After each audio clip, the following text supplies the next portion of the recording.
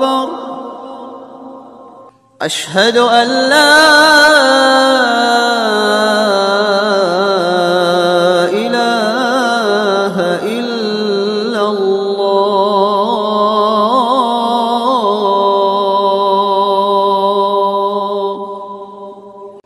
أشهد أن محمدًا رسول الله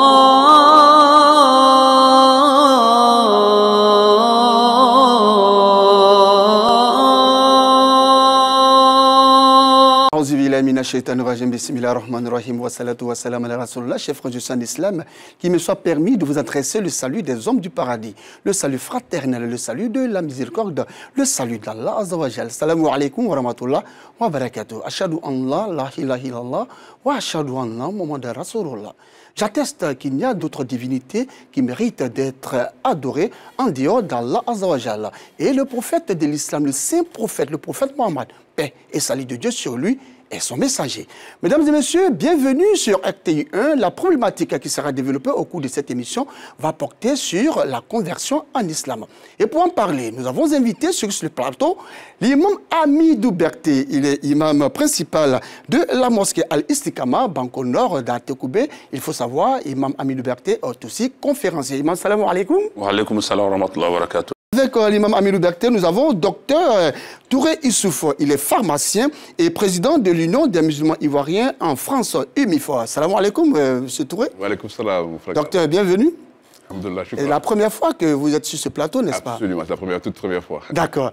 Voilà, pour vous permettre de mieux vous installer, nous allons ensemble voir ce reportage de Assitan Diarra concernant justement la conversion en islam. La conversion en islam peut être considérée comme l'acceptation et la mise en pratique des croyances et rites musulmans. Selon les guides religieux, elle doit être faite en présence des témoins en toute sincérité.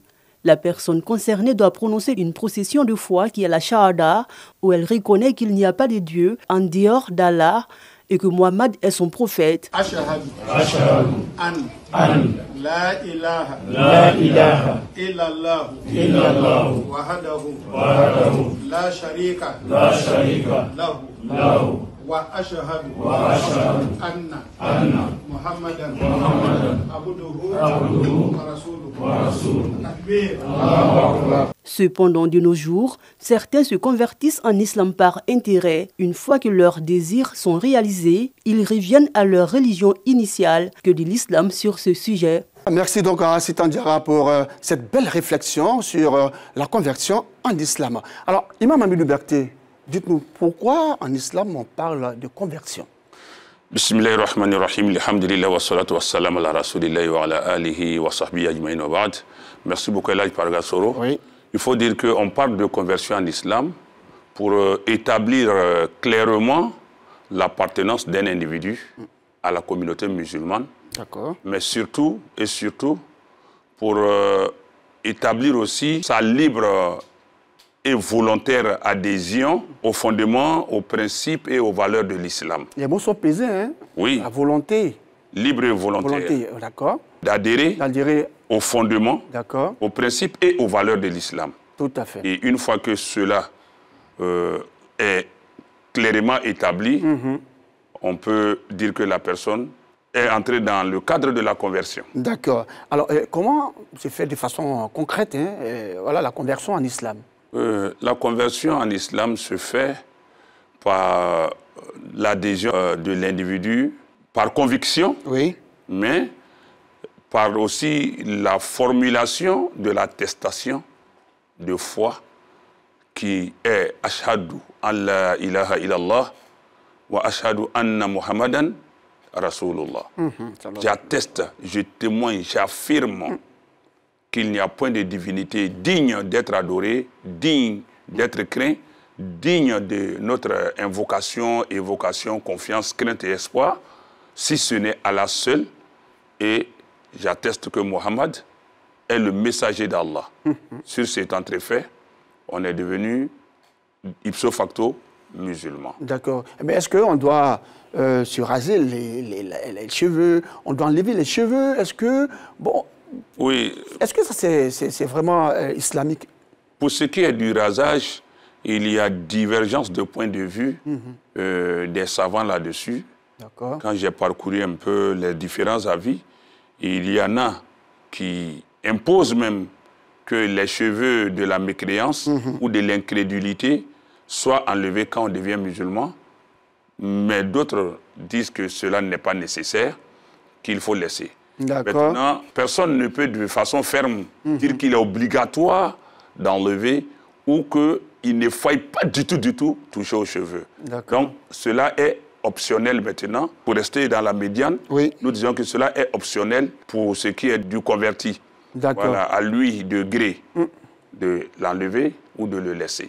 Alors, qui est habilité à justement faire la conversion en islam? Est-ce qu'il faut forcément être imam ou un cheikh pour pouvoir vraiment convertir une personne en islam? Pour convertir quelqu'un, il faut principalement un imam, un guide religieux ou l'autorité qui répond des musulmans dans une localité donnée. Est-ce qu'un frère ne peut pas se lever pour convertir? Je viens. Donc, ça, principalement, je l'ai dit. D'accord. Maintenant, à souhait, quelqu'un d'autre dans la communauté, il faut être d'abord soi-même musulman, mais musulman confirmé, et non musulman de nom. Parce qu'il y a des musulmans de fait et puis des musulmans de non. Ah bon, il y a une différence, hein? Ceux qui se disent musulmans non pratiquants, c'est comme quelqu'un qui dit « je suis fonctionnaire, mais non immatriculé à la fonction publique ». Mais vous n'êtes pas fonctionnaire. Ah bon, voilà. Donc, du coup, il faut dire que celui qui veut à souhait convertir quelqu'un, parce qu'ils ne sont pas proches d'un imam, parce qu'il y a certaines choses qu'il ne faut pas retarder. Il faut aller rapidement à ces choses. D'accord. Parmi ces choses, il y a l'heure de la prière. Quand la prière arrive, il ne faut pas retarder. Quand quelqu'un est décédé, il ne faut pas retarder l'enterrement. Quand un mariage est conclu, il faut le célébrer. Et aussi, quand quelqu'un vient pour se convertir, il ne faut pas lui dire d'attendre après. Donc, il faut l'amener vers qui de droit principalement. C'est ce que j'ai dit. Maintenant, à défaut, un musulman bien confirmé peut le convertir. D'accord. C'est comme un imam est habilité à faire prier les gens dans la mosquée. Mais lorsqu'il est l'heure de prier et qu'il n'y a aucun imam, voilà, bien évidemment. C'est quelqu'un qui passe, mais qui s'y connaît. Bien sûr. Ça répond à la même logique. D'accord. Alors, Imam Hamidou Berté, qui a habilité justement à encadrer le converti? Est-ce que c'est seulement l'imam, le guide religieux ou je pense toute la communauté alors? Lorsque quelqu'un se convertit en islam, dans les lieux où l'islam est bien organisé, où il y a une autorité, mais il y a même peut-être un trésor, ce sont ces autorités-là qui accompagnent le converti dans ses premiers pas en islam. D'accord. À défaut, aujourd'hui, nous constatons, surtout chez moi, dans ma mosquée, sans toutefois dire aux convertis de venir de Rieux vers moi, mais moi, dans ma mosquée, nous le prenons en charge à la mesure de nos moyens jusqu'à un certain niveau. Quand vous parlez de prendre en charge, c'est de prendre en charge sur le plan des enseignements théoriques et pratiques. D'accord. Et aussi, il y a d'autres qui sont convertis, mais qui sont démunis, qui n'ont rien pour pratiquer leur religion. Certains même sont rejetés aussi par la famille. Voilà, il y a tous ces cas. Donc, nous essayons de mettre en place. Il n'y a pas une organisation en tant que telle, mais nous arrivons toujours à improviser et à réussir. Donc, normalement, quelqu'un qui se convertit revient à la charge de la communauté. D'accord. D'abord, mais en deçà de la communauté, il y a la communauté au sens large, mais il y a la communauté au sens restreint de la mosquée ou la localité où il vit. Ou à la limite, un musulman de bonne volonté peut le prendre et puis l'encadrer, le suivre. Mais il est fort déplorable que chez nous ici, on sait faire les convertis, mais on ne sait pas encadrer les convertis. Et ça aussi, il n'y a pas de dispositif pour les suivre. Docteur Touré, est-ce qu'au niveau de la France, vous enregistrez des convertis là-bas, dans votre communauté? Oui. Vous en connaissez? Énormément. Je n'en connais pas particulièrement, mais on le voit toujours dans les reportages, sur les réseaux sociaux. La France est un des pays où le taux de conversion en islam est un des plus élevés. Voilà. Donc c'est un pays où, effectivement, il y a des convertis. Il y a beaucoup de convertis, parce que tous les week-ends, en tout cas tous les vendredis quand on va dans les mosquées, on voit des convertis. Il y a aussi également une chose qui se passe, c'est que des gens viennent d'autres pays et qui sont déjà musulmans. Et quand ils viennent pratiquer, les autres aussi les suivent. D'accord. Et donc l'idée, ce qui se passe aujourd'hui beaucoup aussi, c'est beaucoup de gens qui voient des choses sur Internet et qui se convertissent seuls dans leur maison. C'est vraiment extraordinaire. Alors, bien sûr. Alors, donc, c'est tout à fait normal. Vous l'avez dit, hein, à Paris, il y a beaucoup de convertis. Absolument. Voilà, nous allons souffler un tout petit peu, voir ce que pensent les populations de ce sujet sur la conversion en islam.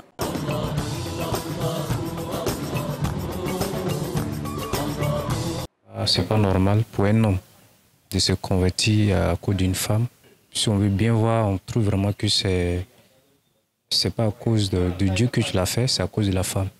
Et s'il arrive qu'un jour que toi et puis la femme vous séparez, et tu peux laisser la religion, donc c'est pas... Moi je trouve que c'est pas normal.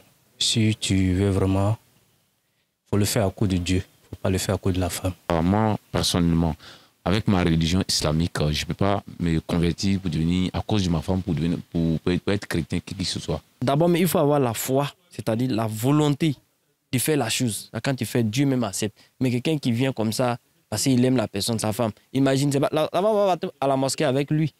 Si c'est une femme qui s'est convertie, son mari ne va pas aller à la mosquée avec lui. Si c'est un homme aussi qui s'est converti, ce n'est pas la femme qui va aller à la mosquée avec lui, avec elle plutôt. Donc du coup, il y a un problème ici. Moi, je peux décider de me marier avec quelqu'un que j'aime. Je me convertis pour la personne. Mais ce n'est pas logique que je le fais. Si je le fais aujourd'hui, si la personne voyage, ou bien même si la personne est là, je vais aller à la mosquée parce que je me convertis pour elle. Mais si on divorce, je ne vais pas partir à la mosquée. Forcément, je vais prendre une femme que j'aime, peut-être qui est chrétienne. Est-ce que je serai toujours en train de me convertir? Parce que moi, je me convertis pour la mosquée ou bien pour quelque chose. Donc, du coup, moi, je ne peux pas, si je suis un imam, je ne peux pas célébrer ça. Je vais demander en tout cas à ce qu'on arrête ça. Je pense que c'est normal. Le moment où il a décidé de quitter sa religion, parce que là, il s'est converti. Il a quitté sa religion et s'est marié à une femme musulmane. Peut-être avec le temps, il va s'adapter et il va commencer à pratiquer la prière. Au fur et à mesure, avec le temps, il va commencer à avoir la foi. Puis comme il aime déjà la fille, du coup, ce sera plus facile pour lui. Voilà ce que pensent justement les fidèles musulmans de cette problématique sur la conversion en islam. Beaucoup ont parlé de mariage, ceux qui se convertissent pour un intérêt. Bon, on va en parler tout à l'heure. Mais, Ami Liberté, imam, dites-nous, est-ce que le converti a des droits et des devoirs? Si oui, quels sont justement ces droits et des devoirs? Dès lors qu'on est musulman, on rentre dans le même registre que tous les autres musulmans. L'islam nous impose, nous confère des droits, mais nous assigne aussi des devoirs. La particularité des droits d'un converti, c'est que son encadrement incombe à toute la communauté. Si une partie de la communauté l'assure, alors les autres en sont dispensés. Son encadrement, son suivi sont une obligation. C'est son droit d'être formé, d'être enseigné, d'être encadré, d'être suivi. Et puis aussi, quand on prend le Coran, au chapitre 9, Surat Tawbah, le repentir ou le retour à Allah, en son verset 60, Allah parlant de l'aumône, il dit « Innama sadaqat lil fuqara wal masakin wal amilin alayha wal mu'allafati qulubuhum » Jusqu'à la fin, il y a 8 catégories de personnes. Mais parmi ces 8, la 4e catégorie concerne les gens qui se sont convertis, là où il faut consolider leur foi, leur apporter un soutien. L'aumône légale, la zakat, là, elle n'est donnée qu'aux musulmans. On ne la donne à nul autre qu'aux musulmans. Tout à fait. Donc, la 4e catégorie qui doit bénéficier, elle a clairement cité les gens qui ont besoin qu'on raffermisse leur pas, leur cœur dans la religion. Pour des raisons de chantage ou de persécution, matérielle ou financière, cela soit inquiété. Alors que nous, les autres musulmans nés ou bien qui avons duré dedans, cette disposition-là, la 4e-là, ne nous concerne pas. Donc voici quelques droits particuliers aux convertis. Hormis ça, il rentre dans le même registre que tous les musulmans. Il a les mêmes droits et les mêmes devoirs. Jeûner, prier, se préserver des interdits. Alors, Imam, on l'a entendu avec le fidèle pendant donc, le micro-trottoir. Alors, que pensez-vous justement de ces fidèles qui décident de se convertir 2 jours à la veille même de leur mariage? Qu'est-ce que vous pensez de ces personnes? Est-ce que ça sera vraiment une bonne conversion? Est-ce que c'est des gens qui pourront être des musulmans purs comme on le sait? Merci pour la question. Elle est très pertinente d'ailleurs et assez délicate. Il faut dire que, généralement, nous entendons il se convertit pour prendre femme. Non, c'est réciproque. Hein. Il y a des femmes qui, voulant se marier à des musulmans, se convertissent pour que la famille du prétendant l'accepte comme belle-fille. C'est-à-dire la prenne en mariage. Comme aussi, l'homme qui veut se voir accepté par la famille d'une fille donnée se convertit pour que la famille accepte de lui donner la femme. Donc, ce n'est pas que les hommes qui se convertissent pour les femmes, mais des femmes aussi se convertissent pour des hommes. Maintenant, quand c'est fait à la veille ou bien à la faveur, à l'occasion d'une union en projet, moi je dis que c'est de la farce, c'est de la ruse, c'est de, je dirais, de la complaisance. À la limite, c'est de l'hypocrisie. Le prophète dit, il dit, Innamal a'malu binniyat. Les actes ne sont valables auprès d'Allah que selon les intentions qui les sous-tendent. Wa innama likulli imri'in ma nawa. Il dit, et à chaque individu, le salaire de ce qu'il a formulé comme intention. Et il continue, il dit, faman kanat hijratuhu ila Allah wa rasuli, fa hijratuhu ila Allah wa rasuli. Quiconque émigre, c'est-à-dire d'une région non musulmane vers, mais ici particulièrement, c'était le prophète sallam qui avait quitté la Mecque pour Médine. Des gens l'ont suivi. Et il dit ici, ceux qui ont émigré pour Allah et pour le messager d'Allah, c'est pour ça, leur mérite là va provenir de ça. Mais il continue pour dire, وَمَنْ كَانَ هِجْرَتُهُ لِدُنْيَا يُصِيبُهَا. Mais quiconque aura émigré pour ce bas monde, il va l'obtenir. أَوْ مْرَأَةٍ يَنْكِحُهَا. Ou pour une femme, il va l'épouser. فَهِجْرَتُهُ إِلَى مَا هَاجَرَ إِلَيْهِ. Mais il n'aura le salaire de son immigration que selon l'intention. Ici, se convertir, on ne se convertit pas pour un individu même d'abord. Voilà. On se convertit pour soi-même, pour son salut. Au fait, l'islam, ce n'est pas pour jouir des délices d'ici. D'ailleurs, illusoire et éphémère. Se fait plaisir, fait plaisir aux yeux des... C'est pour se rapprocher d'Allah. C'est pour se rapprocher d'Allah. Donc, c'est mal connaître la valeur de l'islam, c'est mal même se prendre. C'est se méprendre même à soi-même que de se convertir pour des considérations. Parce que l'islam, c'est une affaire personnelle. Le salut, il est d'abord personnel. Tout à fait. Et puis, ça doit être sincère. C'est être insincère même avec soi-même parce que c'est de la tricherie. Et donc, celui qui le fait, moi, personnellement, je dis que quelqu'un qui veut d'une femme doit d'abord être confirmé. Je prends des exemples terre à terre. La nationalité même d'abord, ivoirienne. Quelqu'un qui prend une femme ivoirienne et vice-versa, avant, l'octroi de la nationalité était immédiat. Mais aujourd'hui, ça, ce n'est même pas pour aller au paradis. Hein. Ça, c'est pour être ivoirien. Et chaque pays a établi des règles. Mais maintenant, quand tu prends une femme ivoirienne, là, il faut attendre 6 ans, si je ne me trompe pas. 6 ans avant de prétendre à la nationalité ivoirienne. Mais pourquoi? Pour être ivoirien et jouir de ça à travers un mariage. Nous-mêmes, les humains, là, pour la nationalité, quand on met là, il n'y a plus de nationalité dans l'autre monde. Non, non. Il n'y a pas de nationalité là-bas. Donc, c'est pour juste le temps d'ici. Mais on a tellement pris la nationalité au sérieux qu'on ne veut pas qu'elle soit spoliée, salie. On impose un délai raisonnable pour mettre à l'épreuve celui qui veut être ivoirien à travers une femme. C'est réglementé. Voilà. Donc, on te dit de faire 6 ans d'abord de mariage avec la femme pour laquelle tu veux la nationalité. Alors, que dire de l'islam? Je dis ici donc, c'est trop léger que quelqu'un se convertit 2 jours, 3 jours, et puis on lui donne une femme parce qu'il est musulman de façade, de complaisance. Moi, Imam Berté, tu te convertis 1 semaine, et puis le mariage c'est dans 1 semaine là, 1 semaine avant, parce que moi je ne célèbre pas ça. Et on a entendu même l'un des... Je ne célèbre pas ça. Que les imams aussi soient rigoureux. Et puis quelqu'un qui s'est converti là, il faut lui demander de réciter Fatiha. La moindre des choses là, il faut lui demander de réciter ça. S'il dit non, je viens juste de me convertir, c'est qu'il n'est pas encore musulman. Ouais.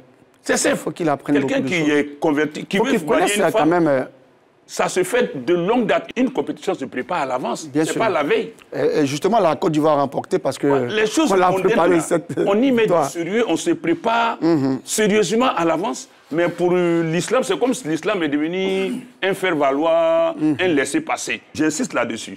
Quelqu'un qui dit qu'il est converti à l'islam, moi, si vraiment il y a question, c'est comme quelqu'un, moi dans ma mosquée, j'ai un de mes propres frères, c'est nouveau qui est décédé. Mais un vendredi, le corps était à la maison. Quand je me suis renseigné, moi je ne l'avais jamais vu à la mosquée. J'ai demandé, est-ce qu'il priait?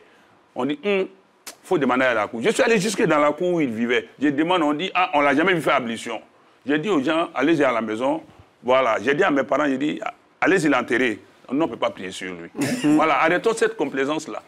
Quelqu'un qui s'est converti là, il faut lui dire, il n'a qu'à réciter la Sourate Fatiha. Il n'a qu'à réciter la Taïa. Les prières quotidiennes là. Il n'a qu'à décrire comment ça se fait. Fajr, combien de rakats. Il faut les tester. Non, on se lève, on fait les mariages comme ça, sans vérifier. Et après 2 jours, 3 jours, c'est le divorce. J'ai assisté à des cas. Quand j'étais consultant sur une radio de la place, où les sujets comme ça venaient, il y a eu des cas, même jusqu'à présent, il y a un cas où le monsieur, il était d'une confession religieuse donnée, il s'est converti à l'islam, et quand il a marié la femme, ils ont eu 2 enfants. Qu'est-ce qu'il fait? Il a arrêté. Non seulement il a arrêté, mais il est retourné sur ses pas et il dit à la femme, il ne veut plus la voir porter voile dans lui sa maison. Là, quoi. Il ne veut pas la voir donner des ordres à ses enfants pour lui prier. Et elle nous envoie courrier pour savoir l'attitude à tenir. Ça, il n'y a pas d'attitude à tenir, c'est le divorce. Parce que Rasoul dit ça, quiconque nous trahit ne fait plus partie d'un autre. D'accord. Voilà, on ne prend pas l'islam pour venir faire mariage et puis on apostasie. Dès lors que la personne apostasie, ça dénonce le contrat de mariage. C'est vraiment important de connaître d'abord l'islam, la religion que vous embrassez, avant donc de chercher à vous marier. Docteur Touré, alors il y a un fidèle qui disait comme ça dans le micro-trottoir que lui, imam, il ne célèbre pas ce mariage. Alors est-ce qu'au niveau de la France, vous avez vécu ce genre de cas-là? On a souvent ce genre de cas. D'accord. Mais ceci dit, la première question qu'on se pose même déjà, parce que c'est ce que je demande aux imams, moi-même, chaque fois qu'on me pose déjà la question, est-ce que notre fille même est bonne musulmane? Oui. Parce que c'est vrai que chaque fois on parle des autres, lui s'est converti pour. Mais avant de se convertir pour, c'est qu'il y a eu d'abord des relations avant, il y a eu d'autres choses avant. Et donc ça, on permet ça, on laisse les gens faire ces choses-là. Maintenant, quand ils sont arrivés au moment du mariage, on dit il faut se convertir. Et c'est là le problème. Si. C'est-à-dire, en amont, déjà, il faut commencer... Déjà, nos enfants, même, il faut leur dire qu'il y a certaines relations qui ne sont pas permises. Tout à fait. Si elle est bien formée, si elle est bien éduquée, si elle connaît son religion, on aura moins de problèmes dans ce sens-là. D'accord. Mais si le problème se pose, il faut vérifier que la personne a envie de se marier, est vraiment musulmane. Si. Parce que comme le problème se pose plutôt dans le cas de la femme, sinon dans le cas de l'homme, on a très peu de problèmes là-dessus, puisque chez la femme, en général, il faut que le mari soit musulman avant de l'épouser. J'ai vu des cas comme ça aussi, quand j'étais étudiant ici à la fac à l'université, on a eu un frère qui s'est converti à la base pour une femme. Et au bout du compte, il est devenu plus musulman que la femme. Lui, il jeûnait, elle ne jeûnait plus. Donc le frère est venu nous voir pour dire, lui, il s'est converti à cause de cette femme. Et malheureusement, aujourd'hui, non seulement les moins musulmans que lui, elle ne pratique même pas. Donc il nous demandait qu'est-ce qu'il faut faire par rapport à ça, parce qu'il aime la femme. Bien sûr. Donc si celui-là a pu faire ce parcours-là, peut-être d'autres gens, bien sûr, comme l'imam a dit, si on les prend en charge dès le départ, si on les encadre comme il se doit, voilà. Chemin faisant, si Dieu a donné la foi, mais Inch'Allah, il pourra avoir la foi. Mais en même temps, il faut prendre toujours les garde-fous. Tout à fait. Ne pas faire des mariages de complaisance. Si. Voilà. Parce que, comme l'imam aussi l'a dit, on a eu plusieurs divorces. Voilà, à cause de mal ficelé. Alors, le mariage de Kérosène, qui avait décidé donc pendant très longtemps, selon justement le témoin que nous allons voir tout à l'heure, le cheikh Konaté, il disait comme ça que Kérosène, qui est devenu Adama, avait décidé de se convertir en islam. C'est une religion qu'il a vraiment aimée. Et lors d'un voyage donc, aux États-Unis, il a rencontré sa femme. Et puis bon, ça a précipité justement sa conversion en islam. Alors, sur les réseaux sociaux, plusieurs commentaires On fait savoir que Kérosène n'était pas musulman. Alors, le cheikh Konaté, imam à la mosquée donc, de Trécheville, donc membre du COSIM, a décidé donc de sortir sur la toile et donner cette déclaration que nous allons suivre maintenant.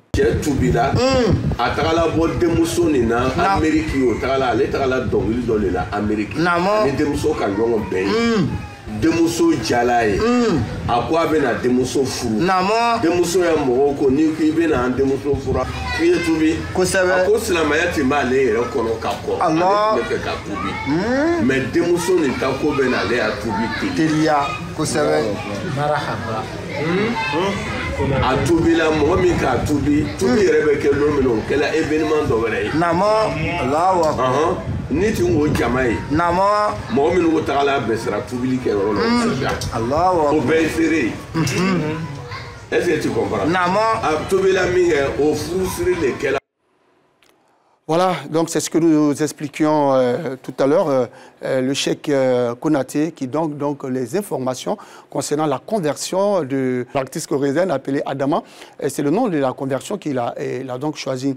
Adama qui est Adam, donc le père Adam, l'époux donc de notre mère Ève, donc Awa, tout à fait. Alors, docteur Touré, on vient d'entendre le cheikh, hein? Voilà, et qu'est-ce que vous pensez donc de ce qu'il a dit? C'est un homme, un guide religieux, voilà, qui donne quand même un témoignage. Tout à fait, tout à fait. Bon, c'est vraiment compliqué de juger, se prononcer sur ce genre de cas, parce que c'est très compliqué, parce que s'il s'est converti pour la bonne raison, à nous de voir maintenant comment ça se passe. Pour être musulman, on peut se convertir, mais après, il faut pratiquer l'islam. C'est ce qui permet donc de devenir musulman. Bien sûr. Bon, il ne faut pas trahir un peu quelques hadiths qu'on connaît. Je pense que certaines personnes, pour ne pas mourir au cours de la djihad, quand ils se trouvaient, ils se convertissaient pour ne pas mourir. Bien sûr. Je pense que dans le prophète, on a permis de vivre. Ils sont devenus musulmans peut-être après aussi, des bons musulmans. Maintenant, c'est pour ce que j'ai dit. Et donc, l'imam fait savoir que c'est l'intention que... prioritaire. Voilà, voilà. L'intention en islam qui compte, voilà. Et quand l'intention c'est de se marier, donc je deviens musulman, il y a un problème. Voilà. C'est là qui gêne, c'est là où voilà, il y a quand même une gêne, n'est-ce pas? Maintenant, quand vous convertissez en islam, à cause d'Allah subhanahu wa ta'ala, à cause de Dieu, en ce moment-là, bon, voilà, il n'y a pas de souci. En tout cas, nous leur souhaitons vraiment un bon ménage, les bonnes chances à donc l'artiste kérosène Adama et à son épouse Koulibaly. Alors, Imam Mamou Berté, en islam, quand on constate que le converti ne s'est pas converti et qui se marie, qu'est-ce que l'islam dit? Le prophète a dit, sallallahu alayhi wa sallam, il dit, man ghashana falaysa minna. Quiconque nous trompe, nous trahit, n'est pas des nôtres. Donc quelqu'un qui se fait passer pour un musulman, pour avoir toutes les faveurs que l'islam concède à un musulman, il fait du faux, à la limite, pour pouvoir avoir ses faveurs. Dès lors qu'il s'avère qu'il n'est pas véritablement musulman, à travers ses attitudes, son abandon de la religion, tout ça, sur place là, le mariage là, il doit être mis en suspens. D'accord. Parce qu'il n'est plus musulman en ce moment. Il n'est plus musulman. Et il a fait du faux. C'est comme tu sois un véritable policier, et puis tu es radié des rangs de la police, et on te voit en tenue. Alors que tu es radié. Tu es radié. Tu n'as pas le droit de porter la tenue encore. Si. Même quand on te radie, tu rends tous les insignes, tous tes attributs. C'est la même chose. Islamiquement, ici, la difficulté, c'est qu'il n'y a pas quelqu'un pour suivre ça, pour te rappeler à l'ordre, pour t'interpeller. Oui.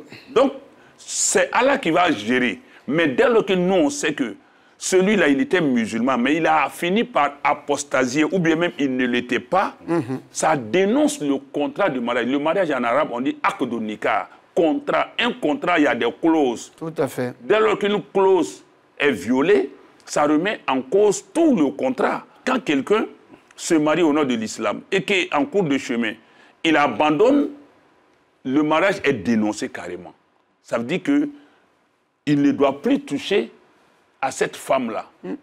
Et le délai de viduité pour le divorce, c'est 3 menstruations pour une femme qui est encore en état de faire la menstruation, ou 3 mois pour une femme qui est en ménopause.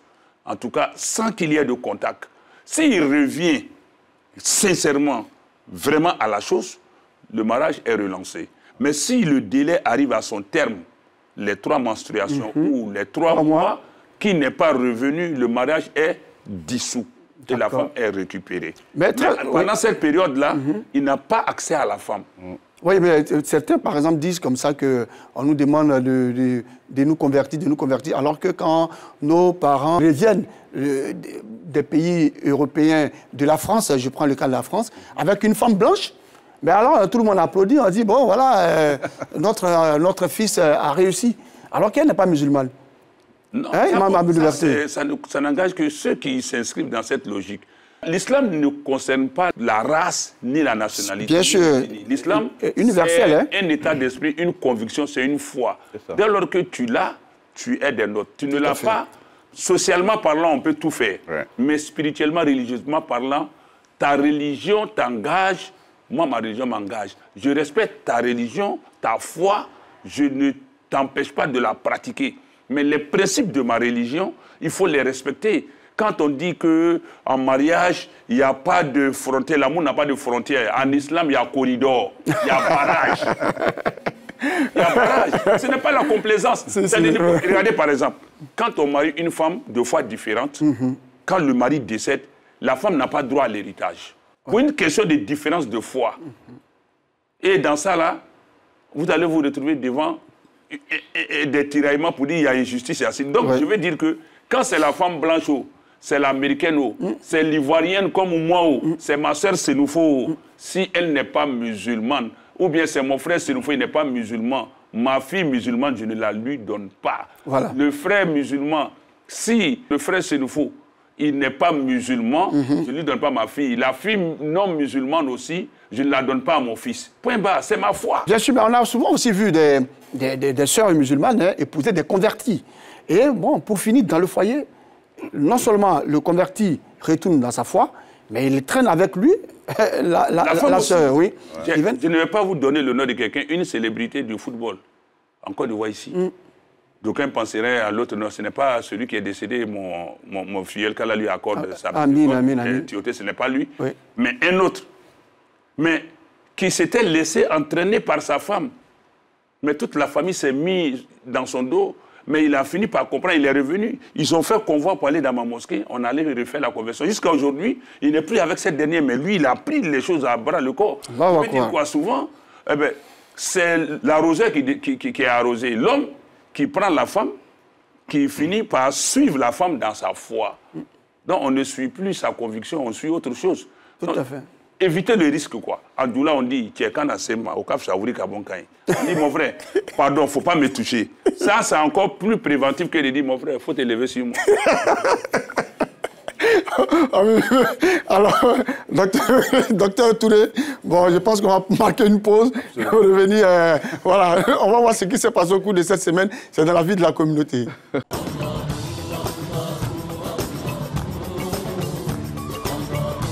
Le Maoulid est la nuit qui marque la commémoration de la naissance du prophète de l'islam, une nuit d'adoration mais aussi d'enseignement sur la vie du prophète Mohammed. Mohammed était un homme de paix, un homme qui a réconcilié les tribus, il était un bon voisin, et il avait un comportement très pacifique et alors tout musulman doit s'inspirer, n'est-ce pas, de ce modèle prophétique qu'est le prophète Mohammed sallallahu alayhi wa sallam. Et Dieu nous dira que vous avez en la personne du prophète un très beau modèle à suivre. Il est le catalogue des bonnes mœurs dans le monde. S'inspirer de la vie du prophète, des messages véhiculés dans la plupart des lieux de prédication. À Bobo Carrefour mauritanien, les jeunes ont été invités à la responsabilité. Ibrahim Kouassi, parrain de la cérémonie, a exhorté les jeunes à saisir les opportunités offertes par l'agence emploi jeunes afin de sortir de la précarité. C'est de dire à cette jeunesse-là d'avoir de la responsabilité. Et la responsabilité passe par l'organisation, qui nous permettra non seulement de capitaliser donc, tout ce qui est fait par le gouvernement sous le leadership du président de la Côte d'Ivoire. Le musulman doit être juste, équitable en toutes circonstances. Bref, il doit être un modèle. Kandia Kamara, maire de la commune d'Abobo, par ailleurs présidente du Sénat, était aux côtés des fidèles musulmans d'Abobo-Belleville pour témoigner sa solidarité à la communauté musulmane. Toute la communauté musulmane d'Abobo puisse vivre dans la paix, dans la cohésion, dans le vivre ensemble. Et je voudrais profiter de cet instant pour parler du thème du COSIM cette année. Le thème porte sur l'éducation. Que tous les musulmans de Côte d'Ivoire encadrent leurs enfants. Que tous les musulmans de Côte d'Ivoire mettent tout en œuvre pour assurer la réussite scolaire de leurs enfants. C'est grâce à l'éducation et la formation qu'un enfant peut être un adulte accompli, peut réussir dans la vie. Partage, générosité et solidarité, des actes qui doivent caractériser les fidèles musulmans au cours de cette nuit. C'est autour d'une lecture intégrale du Saint-Coran que s'est tenue la célébration du Mawlud 2024, marquant la naissance du noble prophète Mohammed, paix et salut de Dieu sur lui, au domicile du patriarche Feu Yacouba Ndiaye dans la région du Sud Comoé, à l'Impérial Phare, à Grand Bassam. L'imam principal de la grande mosquée de Bassam, également président de la fondation Yacouba Ndiaye et ses confrères, ont rappelé aux fidèles musulmans le bon comportement à travers l'enseignement sur la vie du prophète Mohammed, envoyé à l'humanité tout entière comme miséricorde. Ils les ont aussi exhortés à la préservation des bonnes mœurs et ont formulé des prières à l'endroit du président de la République de Côte d'Ivoire et à la nation tout entière. Le musulman doit être d'abord quelqu'un de paix. Il doit accepter tout le monde. Il doit s'accepter sans distinction d'ethnie et de race. Le message que je donne à la communauté musulmane, que de rester un. La politique vient, elle s'en va. Mais nous restons. La Côte d'Ivoire a eu plusieurs présidents, mais c'est le même peuple. On se vale au fur et à mesure. D'autres partent, d'autres viennent. On veut la cohésion. Les filles, fils et cadres de la région du Sud Comoé, tous présents et unis pour la circonstance, ne sont pas restés en marge de cette traditionnelle célébration. Ici, nous sommes un.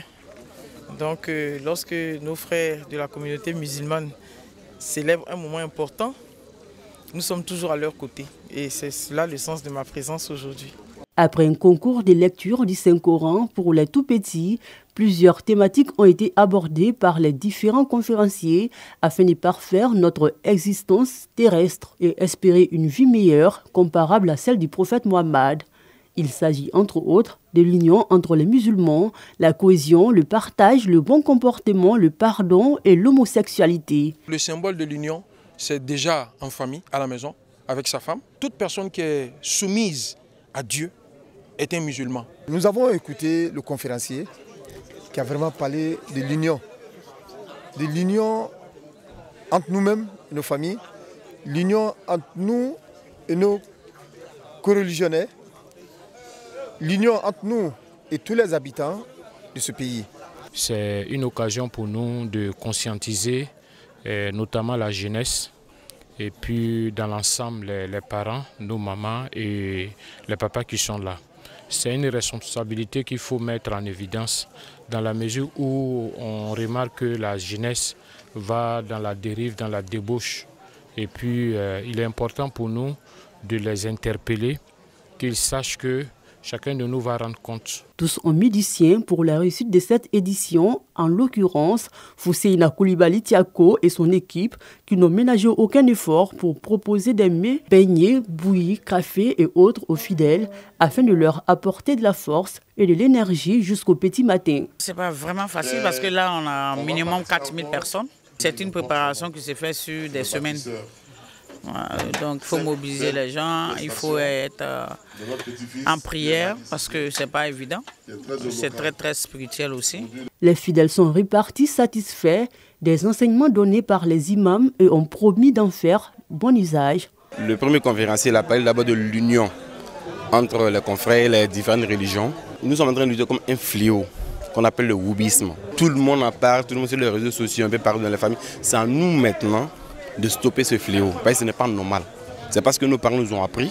La célébration du Mawlud 2024, organisée par la Fondation Yacouba Ndiaye de Grand Bassam, a une fois de plus tenu ses promesses avec la participation active des fidèles. Elle s'est achevée par une série de remerciements, de bénédictions et de prières au Tout-Puissant, Allah exalté soit-il, afin que les prochaines années soient meilleures. Merci donc à tous nos reporters qui nous ont permis de savoir ce qui s'est passé au cours de cette semaine. Alors, Imam Amilou Berté, vous pourrez revenir sur ce que vous avez dit tout à l'heure? En islam, on est ferme, on n'est pas fermé. On est ferme, mais on n'est pas fermé. Donc, du coup, dans la fermeté et non la fermeture, La sentence en islam, c'est 3 jours pour que tu reviennes. Sinon que c'est la peine capitale. D'accord. Est-ce que le converti, il doit obligatoirement prendre une femme musulmane? Mais Allah dit dans le Coran, At-tayyibuna li-tayyibat, wa-tayyibat li-tayyibin, wal-khabisoun lil-khabisat, wal-khabisat lil-khabisin. Il dit, les hommes purs bons aux femmes bonnes, les femmes bonnes aux hommes bons, les mauvaises femmes aux mauvais hommes, les mauvais hommes aux mauvaises femmes. Pour dire que ici, le bon d'ici, là, en islam, là, c'est le musulman. Ni plus ni moins.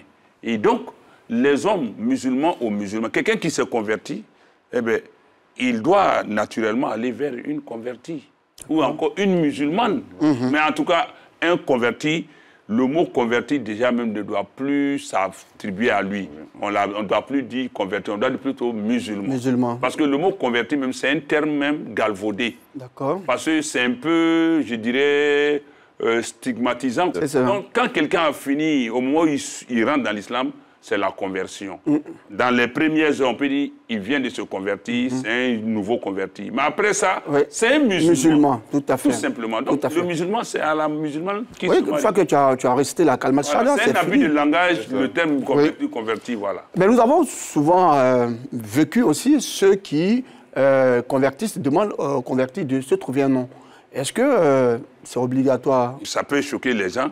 Mais je mets quiconque au défi de venir me démontrer le contraire avec des preuves. Il n'y a pas de nom musulman. Il y a des noms à consonance islamique. Oui, mais les gens prennent les noms arabes très souvent. Quand voilà. Changer le nom. Les noms même que nous avons là, ce ne sont pas des noms changés. Quand on dit Omar, ce n'était pas un nom que le calife radiallahu anhu a porté après d'être... Il portait ça avant d'être musulman, Omar. Abou Bakar, Osman. C'était des noms qu'ils portaient avant même d'être musulmans. Et quand ils sont devenus musulmans, le nom est resté. Le seul nom qu'on peut demander à quelqu'un de changer, c'est quand le nom contredit notre doctrine, notre foi. Donc quand le nom va à l'encontre de notre foi, on demande de changer. Sinon, une femme qui s'appelle Marie, et puis elle devient musulmane, on ne va pas lui dire de changer Marie. Marie, c'est Mariam. Quelqu'un qui s'appelle Jean-Marie, c'est-à-dire Jean, c'est Yahya. Marie, c'est Mariam. Yahya de Mariam. Donc, du coup, vous, c'est Pargasoro. Oui, Pargasoro, oui. C'est le nom de la maman. Tout à fait. Oui. Comment vous l'avez su, imam? Je l'ai su parce que moi, ici, je suis un investigateur aussi. Tout à fait. Voilà. Donc, voici un peu. Donc, on ne change pas le nom tant qu'il ne va pas à l'encontre de la foi. Docteur Touré, qu'est-ce qu'on peut retenir de la conversion en islam? Est-ce que ça doit se faire de façon sincère? En fait, le thème même de conversion, on doit commencer à le changer. Parce qu'en réalité, on est tous musulmans. On retourne à l'islam pour ceux qui avaient une petite partie du temps perdu à cause des parents ou de soi. Donc c'est un retour aux sources, c'est un retour à l'islam. Et ce retour à l'islam, quand tu deviens musulman, après c'est fini. Tu as le même droit, les mêmes obligations d'après ce que l'imam vient d'expliquer. Et donc, il faut faire attention à cela. D'accord. Que nous, on continue à stigmatiser nos frères en disant, oui, lui, c'est un converti, pourquoi tu maries ta fille un converti? Non, il faut qu'on enlève cette étiquette-là. D'accord. On va parler de l'UMIF. Depuis en juin 2023, il y a une association qui s'appelle l'UMIF, qui est l'Union musulmane des Ivoiriens en France, et qui est sous l'égide de COSIM. D'accord. Il y a des grosses différences avec les autres. Et c'est reconnu dans les textes français, c'est reconnu au journal officiel. Et donc, aujourd'hui, le chef a rencontré donc le ministre des Affaires étrangères, celui de la diaspora, pour les informer que lui, il a créé sa propre structure à Paris, qui s'appelle l'UMIF. Et donc, cette association a pour objectif de regrouper toutes les autres associations qui veulent participer, comment ça se passe en Abidjan ici. Et puis, également aussi d'aider à ce que les musulmans obtiennent un lieu de culte, comme c'est fait pour les autres pays, notamment les pays maghrébins et les Turcs, parce qu'ils ont leur mosquée. Et donc, c'est très important que les musulmans de Côte d'Ivoire puissent, en France, également obtenir un lieu de culte pour pouvoir d'abord s'y retrouver. Est-ce qu'il n'y a pas de communauté qui existe déjà pour qu'il y ait l'UMIF? Oui, il y a beaucoup d'associations, mais le cheikh Haïm Fofana déjà, qui était passé à Paris, a vu que les Ivoiriens n'étaient pas très organisés, a souhaité qu'on les organise à travers le COSIM, comme ça se passe aujourd'hui. Il faut savoir que Paris a une plaque tournante. C'est vraiment au centre de toute l'Europe. Tout à fait. Et donc, il était important que le COSIM soit implanté et organise la communauté à ce niveau-là. Et aujourd'hui, donc, le cheikh Aïma Ousmane Diakité, qui a repris le relais, a demandé de le faire et c'est ce qu'on a fait. Est-ce qu'il y a quelque chose à ajouter concernant l'UNIF? Absolument. Le 19 octobre prochain, Inch'Allah, à l'hôtel Novotel de Bagnolet à côté de Paris, pour être plus précis. Le lancement qui sera fait par le cheikh Aïma va également être l'occasion pour le cheikh de lancer un appel à tous les musulmans de Côte d'Ivoire en France et de ceux de Côte d'Ivoire ici ou dans tous les autres contrées du monde de participer à la levée des fonds. D'accord. Pour que les musulmans obtiennent leur lieu de culte comme tous les autres musulmans en France. Parce que, effectivement, les musulmans de Côte d'Ivoire en France n'ont pas ce lieu de culte. Et ce lieu de culte, il va permettre de faire quoi? Permettre aux musulmans d'abord de se rassembler, de parler du pays, de parler de leur religion, de parler des problèmes comme on a aujourd'hui. Parce qu'ici, on parle de conversion ou bien de mariage avec les convertis. Mais en France, c'est encore compliqué. Parce que les musulmans ivoiriens, hein, au niveau de la France. La France, c'est ça. Nos enfants sont confrontés à ce même problème-là. Est-ce que déjà trouver des femmes musulmanes, c'est pas évident, parce qu'il n'y a que 10 millions de personnes. Si le cas se pose où ils sont confrontés à des mariages avec d'autres personnes, c'est des difficultés que nous avons ici, mais ils sont multipliés par 10, par 100, et effectivement, dans les milieux qui sont dits francophones. Donc, c'est un problème pour nous. Et c'est pour ça qu'on veut également avoir ce lieu de culte. Et c'est pour ça aussi qu'on veut que tous les Ivoiriens musulmans de Côte d'Ivoire ou même d'autres qui veulent nous aider à venir participer à cette levée des fonds. Il y a certainement un contact. Oui. Donc on a le 07 77 31 47 15, 05 84 67 05 05, 01 60 00 93 63. On demande à tout le monde, que ce soit le président en tant que premier magistrat et musulman de Côte d'Ivoire, les ministres, les députés, tous ceux qui... Les personnes de bonne volonté. Les personnes de bonne volonté de nous aider. Souvent, on se pose la question, pourquoi les Ivoiriens de France viennent demander de l'argent aux Ivoiriens de Côte d'Ivoire pour aller monter un projet là-bas? Parce qu'en fait, on pense que les Ivoiriens, là-bas, on est plus riches qu'ici. Je vais vous dire qu'on n'est pas aussi riche qu'ici parce qu'on n'a que 60 000 personnes. Et ces 60 000 personnes, là, on n'a pas suffisamment de moyens pour lever des fonds de 3 millions d'euros. Et 3 millions d'euros, ça fait 2 milliards. Bien sûr. Donc c'est pour ça qu'on, comme chaque population, comme ce sont les, je disais tout à l'heure, les autres maghrébins et autres, vont vers leur population. Même ces populations sont plus riches que nous, sont plus nombreuses que nous, mais ils vont toujours voir leur pays pour demander de les aider à monter ces projets-là. Bien sûr. C'est ce qu'on vient faire aussi également pour nos frères ici. D'accord. Imam Amidou Berta, c'est important quand même de contribuer, n'est-ce pas, pour la construction d'une mosquée. Oui, le prophète a dit, sallallahu alayhi wa sallam, il dit, man bana masjidan lillah, bana Allahu lahu baytan fil jannah. Il dit, quiconque construit une mosquée pour Allah, Allah lui construit une demeure au paradis. Et on peut ne pas être seul à construire, mais dès lors qu'on contribue, on est considéré comme un bâtisseur. Et Allah nous le dit dans le Coran, chapitre 5, Suratul Maïda, le festin ou la table servie, en son verset 2, Allah dit « Wa ta'awanu alal birri wa taqwa » Entraidez-vous dans la bonté, dans l'accomplissement du bien et la piété. Tout ce qui peut conduire à ça, il faut participer. Et puis là, ce n'est pas jeter son argent. C'est comme on met cet argent en lieu sûr. C'est une épargne auprès d'Allah. C'est payer son paradis. Voilà. Ok, d'accord. On va vous permettre de résumer justement ce qui a été dit aujourd'hui, justement, concernant la conversion en islam. Bon, alhamdulillah, rabbil alamin. Amekwana bi tubi le kan kana silamaya la. Aywa, silamaya la n'a fɔla ko mɔgɔ bɛ tubi, o b'a yira k'a fɔ ko a tun tɛ silamɛ ye. Nka n'i bɛna tubi ka don silamaya la, kumakan de bɛ yen ka fara I dusukuna siri kan min ye dɛngɛniya ye. K'a la ko Ala ye kelen, I b'o seereya bange I nɛn kan, a sabati kɔfɛ I dusukun na. K'a fɔ I nɛnkun kan ko I bɛ seereya lɔ ko Ala le ye kelen bato sira fɛ. Fɛn wɛrɛ ni bato ma kan fɔ Ala kelen. Ni ka tila ka seereya lɔ Muhamadu sallallahu alayhi wa sallam a ka cidenya la. N'o kɛla I kɛla silamɛ ye. Ni mɔgɔ fana kɛla silamɛ ye, jagoya tɛ k'a fɔ ko I b'i tɔgɔ yɛlɛma. Tɔgɔ yɛlɛma bɛ sɔrɔ yɔrɔ min fɛ, ni tɔgɔ ni an ka dusukunnasiri tɛ bɛn, an ka diinɛ tagasira limaniya tɛ bɛn. I n'a fɔ ka jo tɔgɔ di mɔgɔ ma, I n'a fɔ Moriba Yaasa n'a ɲɔgɔnna ninnu.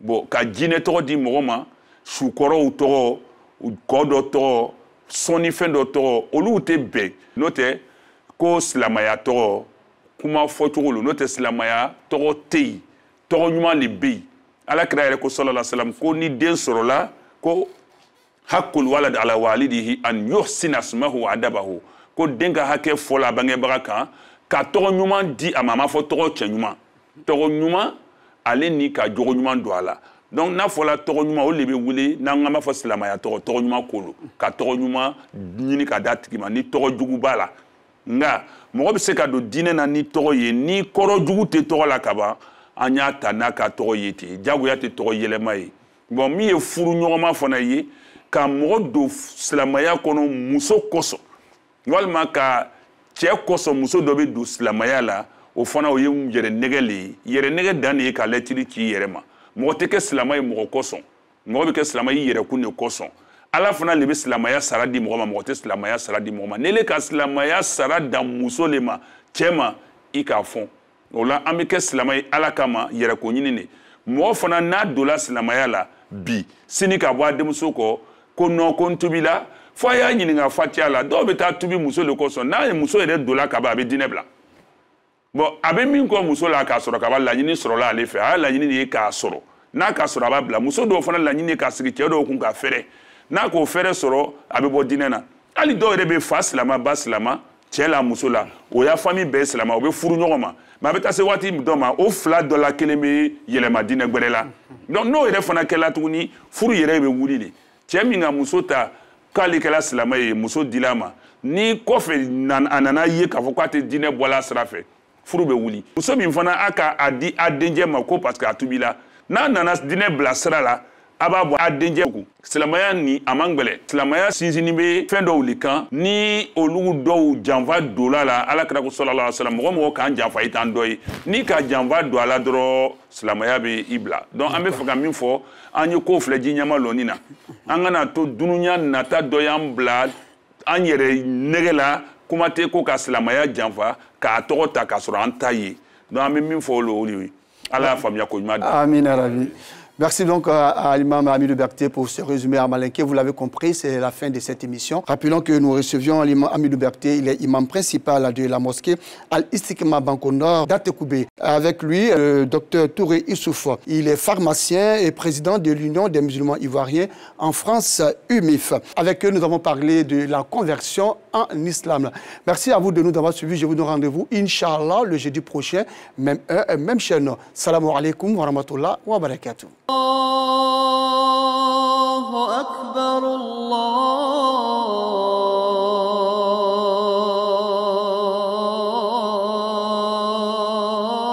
الله أكبر أشهد أن لا إله